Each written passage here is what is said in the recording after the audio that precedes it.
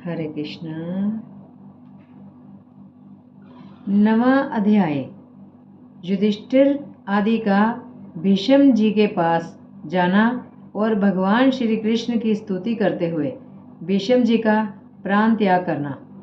सूत जी कहते हैं, इस प्रकार राजा युधिष्ठिर प्रजाद्रोह से भयभीत हो गए। फिर सब धर्मों का ज्ञान प्राप्त करने की इच्छा से उन्होंने कुरुक्षेत्र की यात्रा की, जहाँ भीष्म पितामह शरशैया पर पड़े हुए थे। शौनक आदि ऋषियों उस समय उन सब भाइयों ने स्वर्ण जटित रथों पर, जिनमें अच्छे अच्छे घोड़े जुते हुए थे, सवार होकर अपने भाई युधिष्ठिर का अनुगमन किया। उनके साथ व्यास, धौम्य आदि ब्राह्मण भी थे। शौनक जी अर्जुन के साथ भगवान श्री कृष्ण भी रथ पर चढ़कर चले। उन सब भाइयों के साथ महाराज युधिष्ठिर की ऐसी शोभा हुई मानो यक्षों से घिरे हुए स्वयं कुबेर ही जा रहे हों।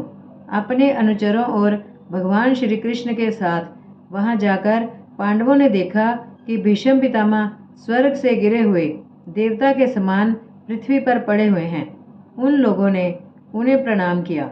शौनक जी उसी समय भरतवंशियों के गौरव रूप भीष्म पितामह को देखने के लिए सभी ब्रह्म ऋषि, देवऋषि और राजर्षि वहां आए।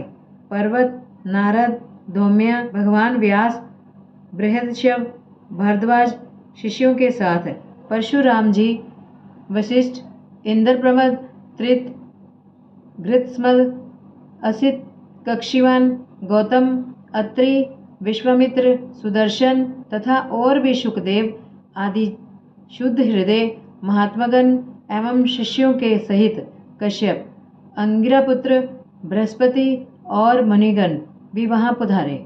भीष्म पितामह धर्म को और देश काल के विभाग को, कहाँ किस समय क्या करना चाहिए, इस बात को जानते थे। उन्होंने उन बड़भागी ऋषियों को सम्मिलित हुआ देखकर उनका यथोयोग्य सत्कार किया।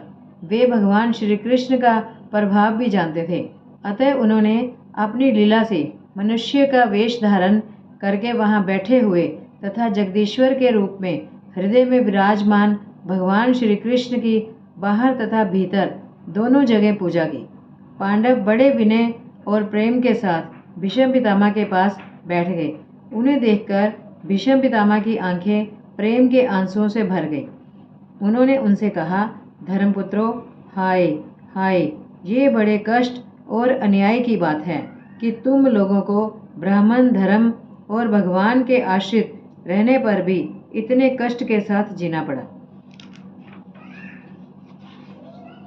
जिसके तुम कदापि योग्य नहीं थे। अतिरथी पांडु की मृत्यु के समय तुम्हारी अवस्था बहुत छोटी थी। उन दिनों तुम लोगों के लिए कुंती रानी को और साथ साथ तुम्हें भी बार बार बहुत से कष्ट झेलने पड़े। जिस प्रकार बादल वायु के वश में रहते हैं, वैसे ही लोकपालों के सहित सारा संसार काल भगवान के अधीन है। मैं समझता हूँ कि तुम लोगों के जीवन में ये जो अप्रिय घटनाएं घटित हुई हैं, वे सब उन्हीं की लीला है। नहीं तो जहाँ साक्षात धर्मपुत्र राजा युधिष्ठिर हों, गदाधारी भीमसेन और धनुर्धारी अर्जुन रक्षा का काम कर रहे हों, गांडीव धनुष हो और स्वयं श्री कृष्ण सहृद हो, भला वहाँ भी विपत्ति की संभावना है। ये काल रूप श्री कृष्ण कब क्या करना चाहते हैं, इस बात को कभी कोई नहीं जानता। बड़े बड़े ज्ञानी भी इसे जानने की इच्छा करके मोहित हो जाते हैं। युधिष्ठिर, संसार की ये सब घटनाएं ईश्वर इच्छा के अधीन हैं। उसी का अनुसरण करके तुम इस अनाथ प्रजा का पालन करो, क्योंकि अब तुम ही इसके स्वामी और इससे पालन करने में समर्थ हो। ये श्री कृष्ण साक्षात भगवान हैं। ये सब के आदिकरण और परम पुरुष नारायण हैं। अपनी माया से लोगों को मोहित करते हुए ये यदुवंशियों में छिपकर लीला कर रहे हैं। इनका प्रभाव अत्यंत गूढ़ एवं रहस्यमय है। युधिष्ठिर, उसे भगवान शंकर, देवर्षि नारद और स्वयं भगवान कपिल ही जानते हैं, जिन्हें तुम अपना ममेरा भाई, प्रिय मित्र और सबसे बड़ा हितु मानते हो, तथा जिन्हें तुमने प्रेमवश अपना मंत्री, दूत और साथी तक बनाने में संकोच नहीं किया है। वे स्वयं परमात्मा है। इन सर्वात्मा समदर्शी अद्वितीय अहंकार रहित और निष्पाप परमात्मा में उन ऊंचे नीचे कार्यों के कारण कभी किसी प्रकार की विषमता नहीं होती। युधिष्ठिर, इस प्रकार सर्वत्र सम होने पर भी देखो तो सही, वे अपने अनन्य प्रेमी भक्तों पर कितनी कृपा करते हैं। यही कारण है कि ऐसे समय में, जबकि मैं अपने प्राणों का त्याग करने जा रहा हूँ, इन भगवान श्री कृष्ण ने मुझे साक्षात दर्शन दिया है। भगवत परायण योगी पुरुष भक्ति भाव से इनमें अपना मन लगाकर और वाणी से इनके नाम का कीर्तन करते हुए शरीर त्याग करते हैं और कामनाओं से तथा कर्म के बंधन से छूट जाते हैं।